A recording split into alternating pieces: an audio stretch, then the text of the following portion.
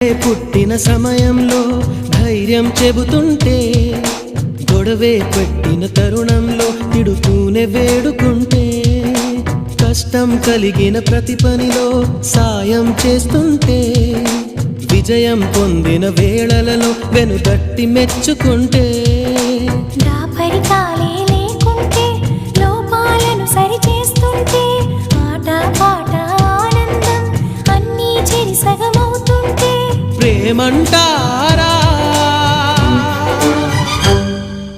కాదంటారా? ఒకరికి ఒకరై ఉంటుంటే, ఒకటిగా ముందుకు వెళుతుంటే